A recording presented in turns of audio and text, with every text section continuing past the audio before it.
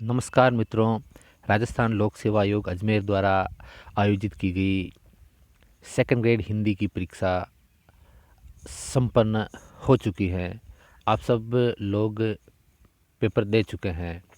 अब मन में एक ही सवाल बच गया है कि आखिरकार इसकी मेरिट क्या रहेगी, क्योंकि इस बार का पेपर जो है वो पिछली परीक्षाओं के पेपरों से बिल्कुल भिन्न था।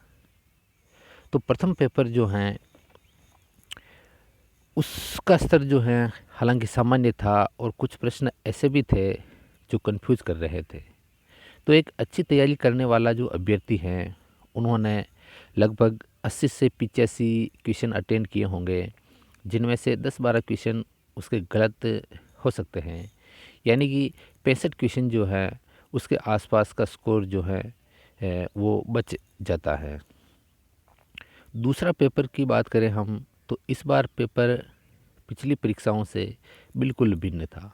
जिस पैटर्न से पिछली 2-3 परीक्षाओं में जिस प्रकार के प्रश्नों का ट्रेंड चल रहा था, उससे अलग एक कठिन पैटर्न इस बार अपनाया गया। जैसे व्याकरण में इस बार तथ्यात्मक की जगह विवरणात्मक प्रश्न पूछे गए, जो आमतौर पर पिछली परीक्षाओं में नहीं पूछे गए हैं, जिससे कि अधिकतर अभ्यर्थियों ने ऐसे विवरणात्मक प्रश्नों का अध्ययन नहीं किया है। इससे पेपर की कठिनता जो है उसमें काफ़ी वृद्धि हो गई है। इसके अलावा आधुनिक लेखकों की रचनाएं भी पूछी गई हैं, जो आमतौर पर सेकंड ग्रेड जैसे एग्ज़ाम में अधिकतर नहीं पूछी जाती हैं। ये भी एक कारण है इस पेपर की कठिनता का। तो कुल मिलाकर सभी तथ्यों को प्रथम पेपर और द्वितीय पेपर को हम मद्देनज़र रखते हैं, तो द्वितीय पेपर में जो एक अच्छी तैयारी करने वाला जो अभ्यर्थी हैं वो 125 क्वेश्चन अटेंड कर सकता है, जिनमें से 15 क्वेश्चन उसके गलत भी हो सकते हैं। तो इस प्रकार से उसके प्रश्न बच जाते हैं 105।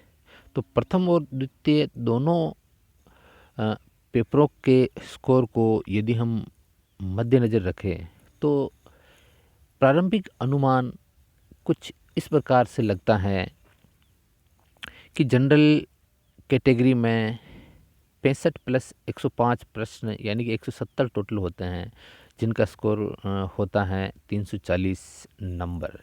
यानी कि जनरल में जिनके भी 340 से प्लस इस बार बन रहे हैं उनके चांसेस बहुत अधिक हैं, क्योंकि पेपर पिछली परीक्षाओं से बिल्कुल भिन्न था, खासकर द्वितीय पेपर।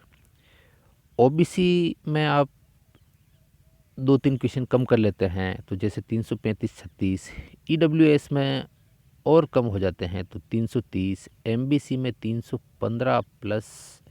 एससी में इस बार केवल 300 प्लस और एसटी में 290 प्लस।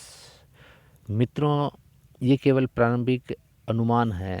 आप अपनी राय ज़रूर देवें ताकि अधिक से अधिक सटीकता अपनाई जा सके। धन्यवाद।